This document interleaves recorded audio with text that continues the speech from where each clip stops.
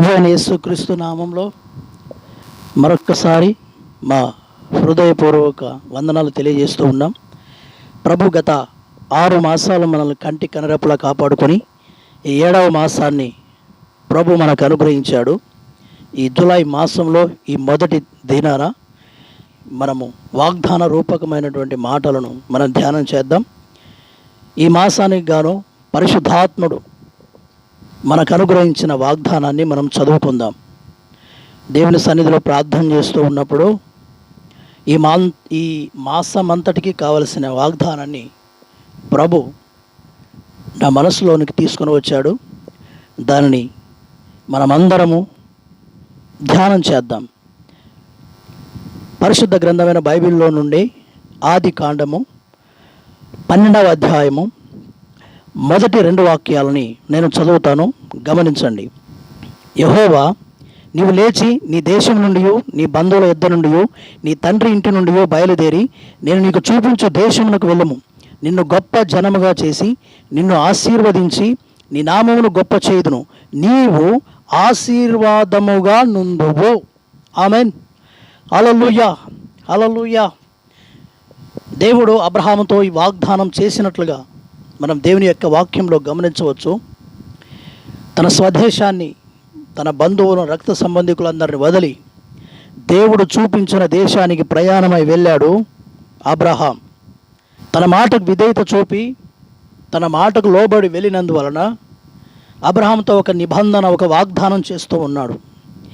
నేను నిన్ను ఆశీర్వదిస్తాను, నిన్ను గొప్ప జనముగా చేస్తాను, నీ పేరును గొప్ప చేస్తాను, నీవు అనేకులకు ఆశీర్వాదకరముగా ఉంటావు అని దేవుడు అబ్రహామును ఆశీర్వదించి అతనిని రాబో రోజుల్లో ఆశీర్వాదకరంగా నీవు ఉంటావని అభయం ఇచ్చినట్లుగా, వాగ్దానం చేసినట్లుగా వాక్యం చెప్తుంది. దేవుడు చేసినట్లుగానే ఆ వాగ్దానం అబ్రహాం జీవితంలో నెరవేర్చబడింది. తాను ఆశీర్వదించబడ్డాడు. తాను ఆశీర్వదించబడటమే కాకుండా అనేకులకు ఆశీర్వాదకరంగా మార్చబడ్డాడు. యావత్ ప్రపంచానికి దీవెనకరంగా మార్చబడ్డాడు అబ్రహాం. తన ఇంటి వారికి మాత్రమే కాదు, అనేకులకు ఆశీర్వాదకరంగా మార్చబడ్డాడు. క్రీస్తును అంగీకరించిన మనము కూడా అబ్రహాము పొందిన ఆశీర్వాదాన్ని మనం కూడా పొందవలనని ప్రభు అయిన యేసయ్య యొక్క నిత్య సంకల్పమైనది. అందుకోసమే అబ్రహాము పొందిన ఆశీర్వాదం మనం పొందాలని యేసయ్య మన కొరకు సిలువలో మనకు రావలసిన ఆ శాపాన్ని ఆయన తన మీద వేసుకొని మనము ఆశీర్వాదమునకు వారసులు అవ్వటం నిమిత్తమై ఆయన మన కోసం ప్రాణత్యాగం చేశాడు. Praise the lord, hallelujah. అందుకే బైబిల్లో రాయబడిన మాట ఏంటంటే, పేతురు రాసిన మొదటి పత్రిక 3వ అధ్యాయము 9వ వాక్యంలో ఈ మాటలు రాయబడ్డాయి. ఆశీర్వాదమునకు వారసులవుటకు మీరు పిలువబడితిరి. యేసయ్య నిన్ను నన్ను ఎందుకు పిలిచాడంటే, అబ్రహాము పొందిన ఆశీర్వాదం మనం పొందాలని ఆయన మనల్ని కోరుకొని నియమించుకున్నాడు. అబ్రహాం ఏ విధంగా అనేకులకు ఆశీర్వాదకరంగా ఉన్నాడో అదేవిధంగా నీవు నేను కూడా క్రీస్తు రక్తం చేత కడగబడి కొనబడిన నీవు నేను సైతం ఆ దిశగా ఆ ఆశీర్వాదమునకు వారసులు అవటం నిమిత్తమై మనల్ని నియమించుకున్నాడు దేవుడు. ప్రైజ్ ది లార్డ్, హల్లెలూయా, హల్లెలూయా. అందుకే గలతీయులకు రాసిన పత్రికలో కూడా బైబిల్లో ఈ మాటలు రాయబడ్డాయి. 3వ అధ్యాయం 14వ వాక్యంలో, అబ్రహాము పొందిన ఆశీర్వచనము క్రీస్తు యేసు ద్వారా అన్ని జనులు కలుగుటకై క్రీస్తు మన కోసము శాపమై మనల్ని ధర్మశాస్త్రం యొక్క శాపము నుండి విడిపించెను. క్రీస్తు యేసు ద్వారా అన్ని జనులమైనటువంటి మనకు అబ్రహాము పొందిన ఆశీర్వాదం కలుగు నిమిత్తమై ఆయనే మన శాపాన్ని భరించి మనకు ఆశీర్వాదాన్ని ఇచ్చే దేవుడు. ఆయన ఆశీర్వాదాన్ని మనకు కలగజేశాడు. ప్రైజ్ ది లార్డ్, హల్లెలూయా, హల్లెలూయా. అందుకనే యేసయ్య మనల్ని కోరుకున్నది దేనికంటే, యేసయ్య మనల్ని పేరు పెట్టి పిలిచింది ఎందుకంటే, పాపము నుండి, శాపము నుండి, మరణం నుంచి మనల్ని విడిపించింది ఎందుకంటే, లోక ఆచారాల నుండి, లోక సంబంధమైనటువంటి వ్యవహారాల నుండి యేసయ్య మనల్ని విడిపించింది ఎందుకంటే, మనం ఆశీర్వదించబడాలి. మనం ఆశీర్వదించబడటమే కాదు, మనం అనేకులకు ఆశీర్వాదకరంగా మారాలని ఆయన మనల్ని నియమించాడు. ప్రైజ్ ది లార్డ్, హల్లెలూయా. ద్వారా అనేకులు ఆశీర్వాదించబడాలి, నీ ద్వారా అనేకులు దీవించబడాలి. అందుకనే మరి మనం ఆశీర్వాదకరంగా మారాలి అంటే మనం ఏం చేయాలి? యేసయ్య ఒక వాగ్దానం ఈ మాసంలో నీకు చేస్తున్నాడు. ఈ మొదటి దినాన జూలై మాసం మొదటి దినాన ప్రభు నీతో ఒక వాగ్దానం చేస్తున్నాడు. అదేంటో తెలుసా? నీవు ఆశీర్వాదకరంగా ఉంటావు. Praise the Lord. ఈ వాగ్దానం నీ జీవితంలో, మన జీవితాల్లో పరిశుద్ధాత్ముడు నెరవేర్చునుగాక. ఆమేన్, ఆమేన్. మనం ఏం చెయ్యాలి? ఒకవేళ నీ జీవితంలో నీవు ఆశీర్వదించబడకుండా, అనేకులకు ఆశీర్వాదకరంగా ఉండకుండా నీవు జీవితంలో నీవు అనుభవిస్తున్నావేమో, నీ జీవితాన్ని నడిపించుకుంటున్నావేమో, నీ జీవితంలో దేవుని ఆశీర్వాదం లేదేమో, నీవు అనేకులకు ఆశీర్వాదకరంగా లేవేమో.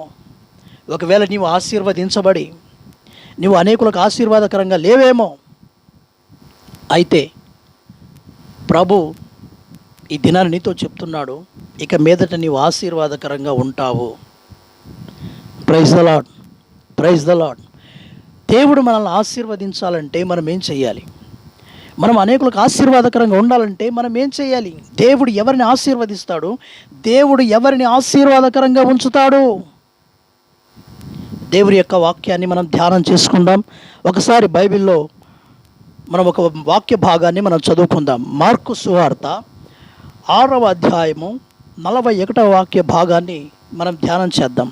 అంతటా ఆయన ఆ 5 రొట్టెలను 2 చేపలను పట్టుకొని ఆకాశం వైపు కనులెత్తి ఆశీర్వదించి ఆ రొట్టెలు విరిచి వారికి వడ్డించుటకై తమ శిష్యులకు ఇచ్చి ఆ 2 చేపలను అందరికీ పంచిపెట్టెను. Praise the Lord. Hallelujah, hallelujah. క్రైస్తవ లోకానికి ఈ వాక్య భాగాలు మనకు బాగా తెలుసు.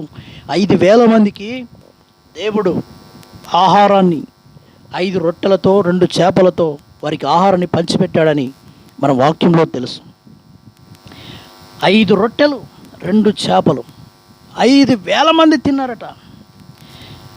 తిన్నది లెక్కించబడింది 5,000 మంది పురుషులు మాత్రమే. స్త్రీలు ఎంతమందో అంతమందికి అది పంచి పెట్టబడింది. అంతమంది ఎలా తినగలిగారు? 5 రొట్టెలను 2 చేపలను.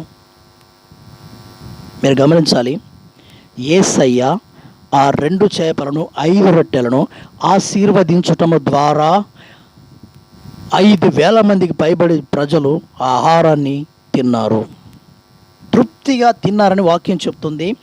ఇంకా 12 గంపలు మిగిలాయట వారందరూ తిన్న తర్వాత. ఇంతటి ఆశీర్వాదము, ఇంతటి సంతృప్తి, ఇంతటి దీవెన ఎలా కలిగింది? ఇంతటి ఆశీర్వాదం కలగటానికి కారణం ఏంటి? మనం చదివితే అక్కడికి వచ్చిన వారిలో ఎవరో తెచ్చారండి 5 రొట్టెలు 2 చేపలు.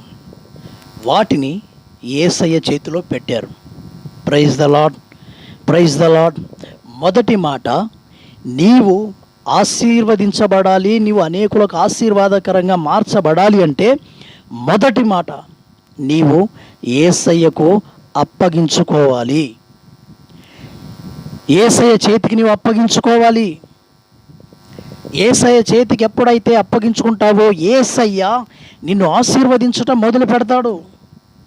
హల్లెలూయా. 5 రొట్టెలు. ఈ సందర్భాన్ని దైవజనులు అనేక మంది సందర్భానుసారంగా వీటిని రకరకాలుగా పోలుస్తారు. మనము మరొక రకంగా మనం పోల్చుకుందాం. 5 రొట్టెలు అంటే 5 అనే సంఖ్య పంచేంద్రియాలను సూచిస్తూ ఉన్నది. పంచేంద్రియాలు 5. పంచేంద్రియాలు, ఇంద్రియాలు అనేవి 2 రకాలండి. ఒకటి కర్మేంద్రియాలని ఒక రకము, తర్వాత జ్ఞానేంద్రియాలని 2వ రకము. 2 రకాలు ఇంద్రియాలు 5. వేటిని పంచేంద్రియాలు అంటారంటే మీకు చెప్తాను. జ్ఞానేంద్రియాలు 5, ఈ పంచేంద్రియాలు 5. ఒకటి చర్మం, తర్వాత కన్ను, తర్వాత నాలుక, చెవి, ముక్కు. ఈ 5 పంచేంద్రియాలు. వీటిని యేసయ్య చేతిలో మనము పెట్టాలి. Praise the Lord. Hallelujah, hallelujah. ఈ ప్రాణాత్మ దేహాలు, నీ ప్రాణాత్మ దేహాలను యేసయ్య చేతిలో ఎప్పుడైతే నువ్వు పెడతావో, యేసయ్యకు నీ ప్రాణాత్మ దేహాలను ఎప్పుడైతే అప్పగిస్తావో, అప్పుడు నిన్ను నూతనపరిచి పరిశుద్ధపరిచి నిన్ను ఆశీర్వదించటం మొదలు పెడతాడు.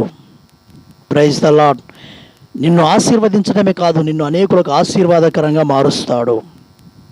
వాక్యంలో మనం చూసుకుందాం. రోమీలకు రాసిన పత్రిక 6వ అధ్యాయము 13వ వాక్యం ఈ విధంగా చెప్తూ ఉన్నది, మరియు మీ అవయవములను దుర్నీతి సాధనములుగా పాపమునకు అప్పగింపకుడి, అయితే మృతులలో నుండి సజీవులం అనుకొని మిమ్మల్ని మీరే దేవునికి అప్పగించుకునుడి. మీ అవయవములను నీతి సాధనములుగా దేవునికి అప్పగించండి. ఈ పంచేంద్రియాలు ఏవైతే ఉన్నావో అవి యేసయ్యకు అప్పగించాలి, యేసయ్య చేతిలోనికి పెట్టాలి. అప్పుడు వాటిని పట్టుకొని, యేసయ్య నీవు అప్పగించావే, వాటిని శుద్ధీకరించి పరిశుద్ధపరచి నూతనపరచి నీ ప్రాణాత్మదేహాలను పరిశుద్ధపరచి నిన్ను ఆశీర్వదించడం మొదలు పెడతాడు. నీవు అప్పుడు అనేకులకు ఆశీర్వాదకరంగా మార్చబడతావు. Praise the Lord, praise the Lord, hallelujah. వాక్యం ఏం చెప్తుందంటే, కింది మాటలు మనం చదివితే అదే 6వ అధ్యాయంలో 16వ వాక్యంలో, లోబడుటకు దేనిని మిమ్మల్ని మీరు దాసులు అప్పగించుకుందరో అది చావు నిమిత్తముగా పాపమునకే కానీ నీతి నిమిత్తముగా విధేయతకే కానీ దేనిని లోబడదరో దానికే దాసులగుదురు.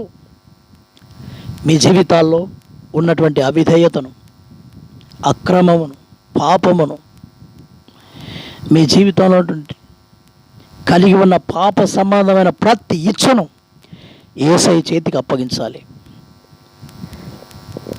యేసయ్య చేతికి అప్పగిస్తే అప్పుడు దానిని ప్రభు సరిచేసి, నీ జీవితాన్ని సరిచేసి నిన్ను ఆశీర్వదిస్తాడు.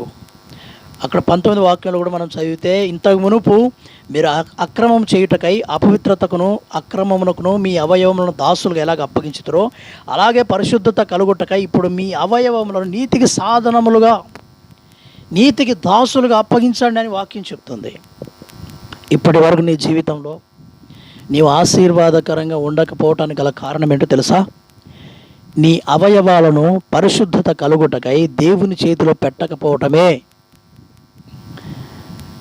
నీ ప్రాణాత్మ దేహాలను యేసయ్య చేతికి అప్పగించకపోవటమే, నీ ప్రాణాత్మ దేహాలను నిన్ను నీవుగా శుద్ధీకరించుకోకపోవటమే అనేకులకు ఆశీర్వాదకరంగా ఉండకపోవటానికి బలమైన కారణం ఇదే.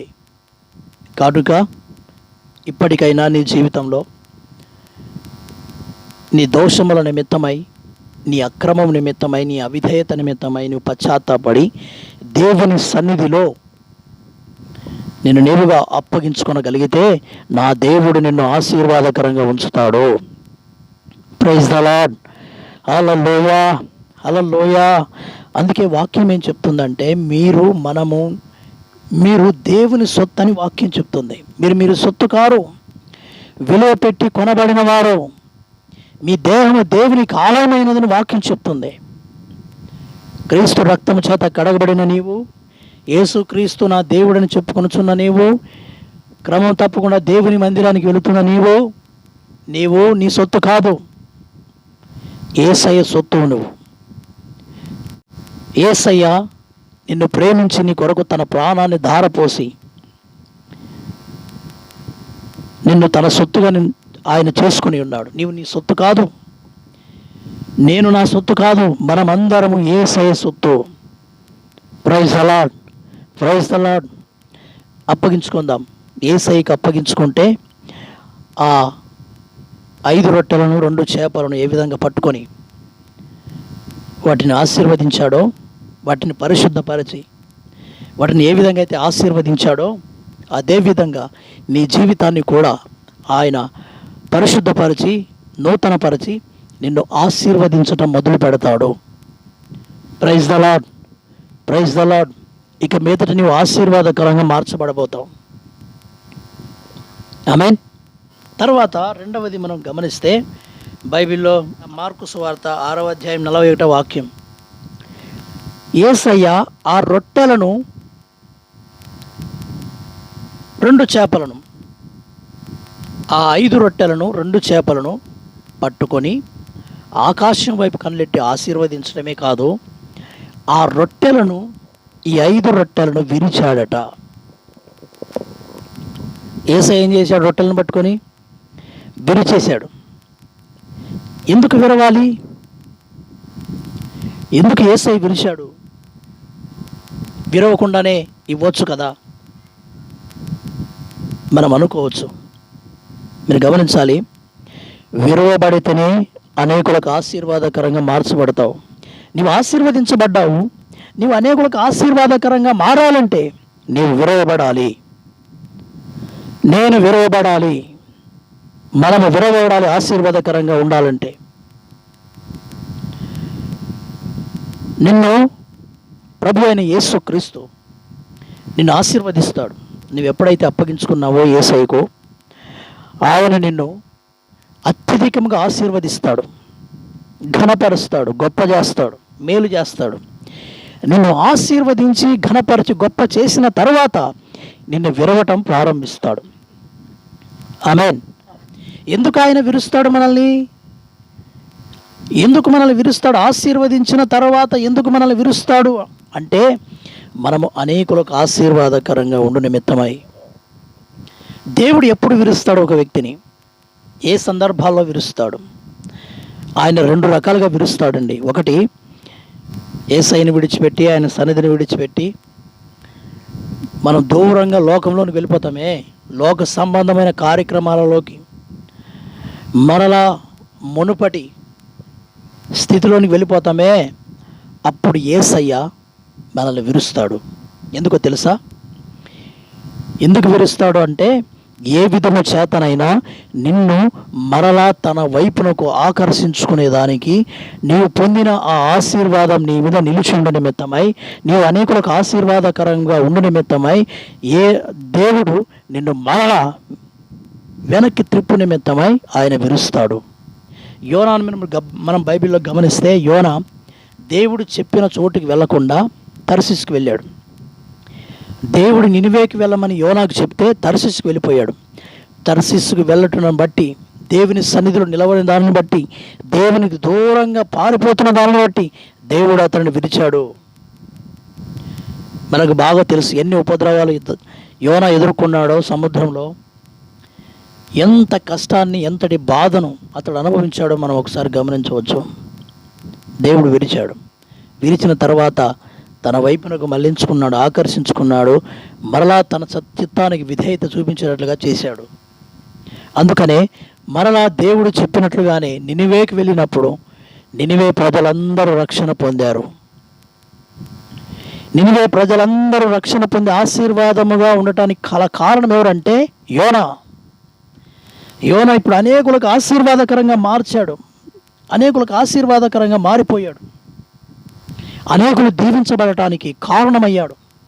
అనేకులు రక్షణ పొందటానికి కారణమయ్యాడు. అనేకులు తమ పాపమును విడిచిపెట్టడానికి కారకుడయ్యాడు యోనా. దేవుని రాజ్య సువార్తను ప్రకటించటం ద్వారా నినివే పట్టణం అంతా రక్షణ పొందింది. అతడు అనేకులు ఆశీర్వాదానికి పొందటానికి కారకుడయ్యాడు. మీరు గమనించాలి, దేవుని సన్నిధికి మనం దూరం అయితే, లోక సంబంధమైన వ్యవహారాల్లో మనం పడిపోతే, నీవు నేను నశించటం దేవుని చిత్తం కాదు. నిత్య నాశనానికి వెళ్ళటం దేవుని చిత్తం కాదు. అందుకనే దేవుడు ఏం చేస్తాడు తెలుసా? మనము ఆయన సన్నిధికి దూరంగా మనం వెళ్ళినప్పుడు విరుస్తాడు. అందుకే వాక్యం ఏం చెప్తుందంటే, కీర్తనల గ్రంథం 102వ అధ్యాయం 10వ వాక్యంలో దావీదు అంటాడు, నీవు నన్ను పైకెత్తి పారవేసి ఉన్నావు. నీవు నన్ను పైకెత్తి పారవేసి ఉన్నావు. ఎందుకు పారేశాడు దావీదుని? దేవుని సన్నిధిలో కృతజ్ఞత లేనివాడై, దేవునికి విధేయత చూపక, దేవుడు చేసిన మేలులకు కృతజ్ఞుడై ఆయన సన్నిధిలో నిలవబడక, పాప సంబంధమైన కార్యక్రమాలలో చోటిచ్చి పవిత్రతను పోగొట్టుకొని అపవిత్రుడైపోయి తన జీవితంలో అనేకులకు ఆశీర్వాదకరంగా ఉండవలసిన వ్యక్తి దేవుని నామానికి అవమానం తేవటానికి కారకుడయ్యాడు. దేవుని అనేకులు దూషించడానికి కారకుడయ్యాడు. అందుకనే దేవుడు అతన్ని విరిచేశాడు. ఎలా విరిచాడు తెలుసా? అతని రాజ్య ఘనతను పోగొట్టాడు, అధికారాన్ని పోగొట్టాడు, సింహాసనం నుండి పడద్రోయబడేట్లుగా దేవుడు చేశాడు. అతడు అరణ్యానికి పరిగెత్తేటట్లుగా దేవుడు చేశాడు. అతన్ని ఘనపరిచిన వారే అతన్ని తోలనాడేటట్లుగా దేవుడు చేశాడు. హేళనకు, అవమానానికి అప్పగించాడు.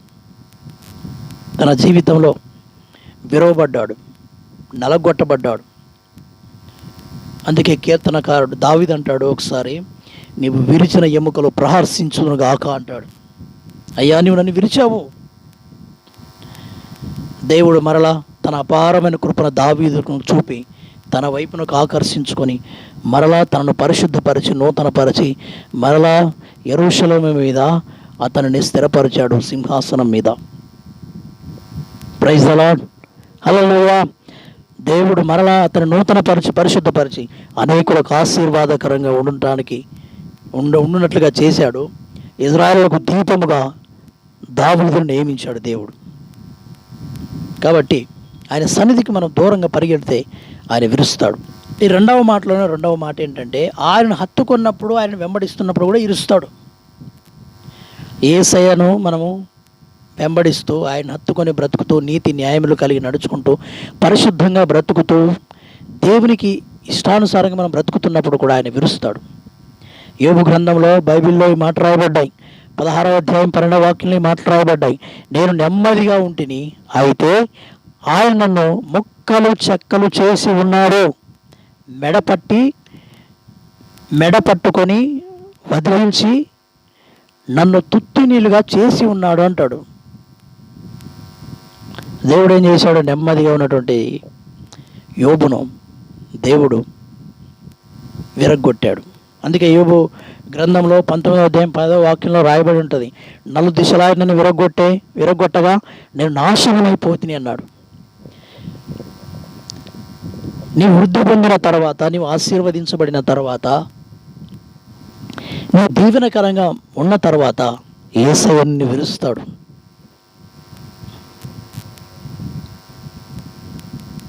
నీవు అనేకులకు ఆశీర్వాదకరంగా ఉండి నిమిత్తమై ఆయన విరుస్తాడు. నీ నాశనం కోరుకునే దేవుడు కాదు ఆయన. నేను నాశనం అయిపోతే నలు దిశలా ఆయన నన్ను విరగొట్టగాని యోబు అంటున్నాడు. తర్వాత పశ్చాత్తాపడినట్లుగా వాక్యం చెప్తుంది. ఆయన మనల్ని ఎందుకు విరుస్తాడు? ఆయన భక్తిగా మనం అనుసరిస్తూ ఉన్నా, ఆయన వెంబడిస్తూ ఉన్నా మనల్ని ఎందుకు విరుస్తాడంటే, మనం ఇంకనూ అనేకులకు దీవెనకరంగా ఆశీర్వాదకరంగా ఉండటానికి. ఏ విధము చేతనైనా విరుస్తాడు దేవుడు. నీ కుటుంబ సభ్యుల ద్వారా అయినా విరవచ్చు. నువ్వు పనిచేస్తున్న ఆఫీస్లో నీ పైన అధికారి ద్వారా విరవచ్చు. కుటుంబంలో పిల్లల ద్వారా విరవచ్చు. తల్లిదండ్రుల ద్వారా మిమ్మల్ని విరవచ్చు. మీ స్నేహితుల ద్వారా దేవుడు విరవచ్చు. పరిస్థితుల ద్వారా దేవుడు మిమ్మల్ని విరవచ్చు. ఆర్థిక ఇబ్బందుల ద్వారా మిమ్మల్ని విరవచ్చు. ఆకలి దప్పుల ద్వారా మిమ్మల్ని విరవచ్చు. ఆయన విరిచే విధానం రకరకాలండి. ఏ మనిషిని ఎలా విరవాలో, ఏ మనిషిని ఎలా విరిస్తే వారు ఆయనకు లోబడతారో హృదయ రహస్యములు ఎరిగిన దేవుడు వారిని ఆయా రీతులుగా, ఆయా విధాలుగా వారిని విరిచి వారు నశించకుండా అనేకులకు ఆశీర్వాదకరంగా ఉండునట్లుగా ఆయన వారిని నడిపిస్తాడు. మూడవ మాట క్లుప్తంగా చెప్పి ముగిస్తాను. ఎవరు ఆశీర్వాదకరంగా ఉంటారో తెలుసా? సహవాసంలోనికి చేర్చబడి, అపోస్తలుల సహవాసంలోనికి చేర్చబడి అందులో నిలిచి ఉండే వారిని దేవుడు అనేకులకు ఆశీర్వాదకరంగా మారుస్తాడు. Praise the lord. యేసయ్య రొట్టెలను విరిచిన తర్వాత వారికి వడ్డించుటకు, ప్రజలకు వడ్డించుటకు తన శిష్యులకు ఇచ్చెను. శిష్యులు ఏం చేశారు? యేసయ్య చేతిలో ఆశీర్వదించబడి విరవబడిన రొట్టెలను తీసుకొని ప్రజలందరికీ పంచిపెట్టారు. ఎవరికి అప్పగించాడు ఆ రొట్టెలను? యేసయ్య అపోస్తలులైన తన సేవకులకు అప్పగించాడు. అపోస్తలుడు అంటే దేవుని చేత పంపబడిన వాడని అర్థం. సమస్తాన్ని వదులుకున్నవాడు, అన్నిటిని వదిలేసి దేవుని సేవే అనుకొని పానార్పణంగా దేవుని సన్నిధిలో పోయబడిన వాడు అపోస్తలుడు. వారి చేతికి దేవుడు 5 రొట్టెలను 2 చేపలను అప్పగించాడు. ప్రజలందరికీ వారు పంచారు. అపోస్తల సహవాసంలో నీవు నేను నిలిచి ఉంటే, ఆ బోధలో సహవాసంలో రొట్టె విరుచుటలో మనం నిలిచి ఉంటే మనల్ని దేవుడు ఆశీర్వాదకరంగా మారుస్తాడు. Praise the Lord, praise the Lord. Hallelujah. అందుకే అపోస్తుల కార్యంలో 2వ అధ్యాయం 42వ వాక్యంలో రాయబడింది, వీరు అపోస్తుల బోధ ఎందును, సహవాసం ఎందును, రొట్టె విరుచుట ఎందును, ప్రార్థన చేయుట ఎందును ఎడతెగక నుండిరి. అనాదిలో ఉన్నటువంటి సంఘం, ఆది కాలంలో ఉన్న సంఘం, మొట్టమొదటి సంఘం విస్తరించి అభివృద్ధి పొందటానికి కారణం ఏంటంటే అపోస్తుల సహవాసంలో వారు స్థిరపరచబడ్డారు, సహవాసంలో నిలిచి ఉన్నారు. అందుకనే దేవుడు వారిని అనేకులకు ఆశీర్వాదకరంగా మార్చాడు.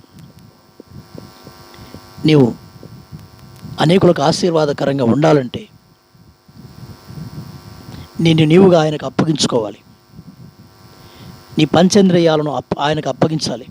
అప్పగించుకున్న నీవు యేసయ్యని విరుస్తున్నప్పుడు సహనముతో, ఓర్పుతో నువ్వు సహించాలి. కానీ యేసయ్య మీద నువ్వు తిరగబడకూడదు, యేసయ్యను దూషించకూడదు, యేసయ్యని విడిచిపెట్టి పారిపోకూడదు. ఆయన విరుస్తూ ఉన్నప్పుడు నీవు తల వంచి మౌనంగా సహించుకుంటూ ఉండగలిగితే నీవు అనేకులకు ఆశీర్వాదకరంగా మార్చబడతావు. Praise the Lord, praise the Lord, praise the Lord. మన పితరుడైన యాకోబును దేవుడు 20 సంవత్సరాలు విరిచాడు. రాత్రి మంచుకు తడిశాడు, పగలు ఎండిపోయాడు. ఎన్ని నష్టాలు, ఎన్ని కష్టాలు, ఎన్ని ఆపదలు. 20 సంవత్సరాలు యాకోబును నలిపి వేచి మొక్క చెక్కలు చేశాడు. అందుకనే ఈరోజు అందుకనే యాకోబు ఇజ్రాయేలుగా మార్చబడి అనేకులకు ఆశీర్వాదకరంగా ఉండటానికి గల కారణం ఏంటి? అతడు విరవబడ్డాడు. యాకోబు విరవబడ్డాడు. యాకోబు వలె నీవు విరవబడితే నీవు అనేకులకు ఆశీర్వాదకరంగా ఉంటావు. Praise the Lord, praise the Lord. దేవుడు అట్టి కృపను మీకు అనుగ్రహించి నిన్ను అనేకులకు ఆశీర్వాదకరంగా ప్రభు మార్చునుగాక. ఆమేన్. ప్రార్థన చేసుకుందాం. ప్రేమగల తండ్రి యేసయ్యా, మీకు స్తోత్రాలు, వందనాలు చెల్లిస్తున్నాం. కృపగల దైవమా, మీకు స్తోత్రాలు చెల్లిస్తున్నాం. ఈ దినాన మీరు మమ్మల్ని ప్రేమించి నా తండ్రి వాగ్దానాన్ని మీరు మాకు దయచేశారు. నీవు అనేకులకు ఆశీర్వాదకరంగా ఉంటావని మీరు సెలవిచ్చినందుకు స్తోత్రాలు. నాయనా, మేము ఆశీర్వాదకరంగా ఉండాలంటే మేమేం చేయాలో మీరు తెలియజేసిన మాటలకై స్తోత్రాలు చెల్లిస్తున్నాం. అబ్రహాము పొందిన ఆశీర్వాదం మేము అనుభవించినట్లుగా, అబ్రహాము పొందిన ఆశీర్వాదము మేము అనుభవించినట్లుగా మీరు మమ్మల్ని దృష్టించినందుకై స్తోత్రాలు. పరిశుద్ధాత్మన 5 రొట్టెలను 2 చేపలను ఏ విధంగా ఆశీర్వదించి 5,000 మందికి పంచిపెట్టి నీవు నాయనా తండ్రి ఆశీర్వదించావో, అనేకుల నాయనా తండ్రి ఆకలి తప్పులను తీర్చావో, అదేవిధంగా మమ్మల్ని కూడా ఆశీర్వదించి అనేకులకు ఆశీర్వాదకరంగా మార్చండి. నా తండ్రి, ఇదిగో నీ సన్నిధిలో మమ్మల్ని మేము అప్పగించుకొనుచున్నాం, నీ చేతికి అప్పగించుకొనుచున్నాం, మా ప్రాణాత్మ దేహాన్ని అప్పగించుకొనుచున్నాం. అయ్యా, మమ్మల్ని పరిశుద్ధపరచు, నూతన పరచుమని అడుగుచున్నాం. యేసయ్యా నాయనా తండ్రి, మీరు మమ్మల్ని విరుస్తున్నప్పుడు మేము సహనంతో, ఓర్పుతో నీ సన్నిధిలో కనిపెట్టుకుని ఉన్నట్లుగా కృపనిచ్చి నడిపించమని అడుగుచున్నాం. పరిశుద్ధాత్మడ ప్రార్థిస్తున్న అపోస్తుల బోధలను సహవాసంలోనూ మేము స్థిరపరచబడినట్లుగా మమ్మల్ని నడిపించండి. పరిశుద్ధాత్మడ మమ్మల్ని అనేకులకు దీవెనకరంగా, ఆశీర్వాదకరంగా మార్చి నడిపించమని నజరేయుడైన యేసు నామములో అడుగుచున్నాము తండ్రి. ఆమేన్, ఆమేన్. దేవుని కృప మీకు తోడైండునుగాక. ఆమేన్.